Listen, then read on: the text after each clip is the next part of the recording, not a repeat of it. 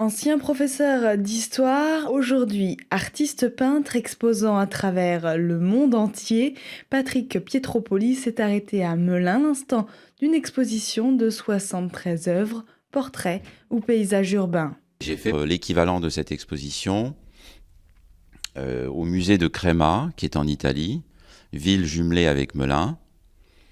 En 2006, on a fait ça dans la salle capitulaire, qui est un ancien monastère restauré à Crema. Et l'exposition a bien marché, elle a eu un certain succès, elle était jolie. Et ça a donné l'idée au maire de Melun, qui était un des visiteurs de cette exposition, de me proposer cet espace, même si c'était un peu compliqué, puisque les œuvres, encore une fois, viennent de New York, et comme vous en doutez, les transports sont onéreux. Donc malgré toutes ces difficultés techniques, on l'a faite.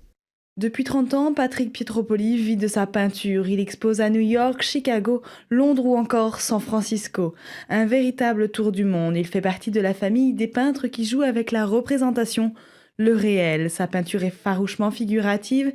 Il utilise rarement le chevalet devant le modèle, mais œuvre d'après photographie. Effectivement, la plupart de mes photos sont des photos réfléchies, cadrées, déjà pensées. Je ne suis pas photographe, je suis très mauvais photographe, mais par contre, je sais faire des photos qui sont de bons documents, qui m'apportent tous les détails dont j'aurai besoin ensuite pour nourrir la peinture par elle-même. Parce que les paysages urbains ne se comprennent pas sans qu'on y mette un minimum de détails pour retrouver la sensation qu'on a sur place. Sinon, ça n'a pas de sens. Sinon, on peint sous un autre registre.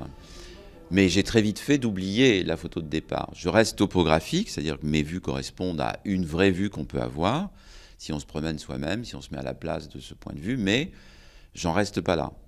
Le peintre ne cherche pas à obtenir l'image parfaite car pour lui, une peinture n'est jamais terminée sauf au moment de la vente. L'artiste actualise ses tableaux année après année grâce à des feuilles d'or ou d'argent, laissant place alors à un effet de lumière qui donne au tableau profondeur et éclat, en somme, une œuvre d'art.